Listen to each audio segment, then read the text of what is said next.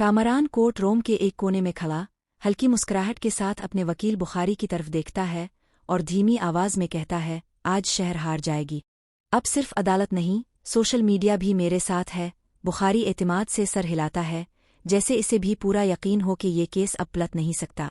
लेकिन इसी वक्त पीछे खड़े एसपी ज़ोहेब के चेहरे पर एक अजीब सी शांति होती है। वो मुस्कुरा नहीं रहे होते, लेकिन उनकी आंखों में साफ लिखा होता है कि खेल अब खत्म होने वाला है, क्योंकि उनके हाथ कामरान के खिलाफ ऐसे सबूत लग चुके होते हैं जिनका जवाब देना नामुमकिन है।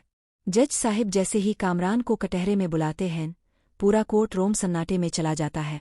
शहर की आंखें नीचे झुकी होती हैं, लेकिन इसका दिल जोर जोर से धड़क रहा होता है। तभी वकील बनिश खड़ी होती हैं और सीधे कामरान से सवाल करती हैं। पहला सवाल, दूसरा सवाल और तीसरा सवाल ऐसा होता है कि कामरान के चेहरे का रंग उड़ जाता है। वो जवाब देने की कोशिश करता है, लेकिन लफ्ज़ लड़खड़ा जाते हैं और तभी इसके मुंह से आधा सच निकल जाता है। मैंने जानबूझकर शहर को इस रात घर बुलाया था। क्वार्ट रूम में हलचल मच जाती है। शहर की आंखें अचानक ऊपर उठ जाती हैं। कामरान फौरन खुद को संभालते हुए कहता है, मगर मैंने कोई जुर्म नहीं किया, मगर अब बहुत देर हो चुकी होती है।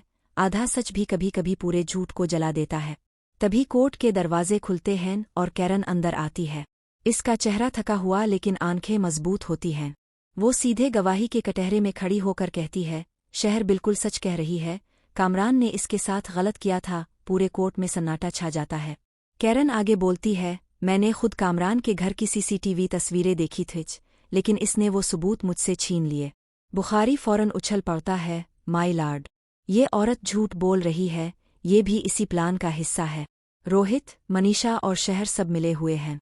अफसोस के आज एक पत्नी अपने ही शौहर के खिलाफ खड़ी है। कैरन की आंखों में आंसू आ जाते हैं, लेकिन वो पीछे नहीं हटती।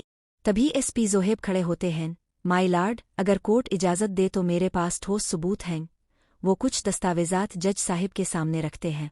कामरान के घर इस रात कोई भी मुलाजिम मौजूद नहीं था।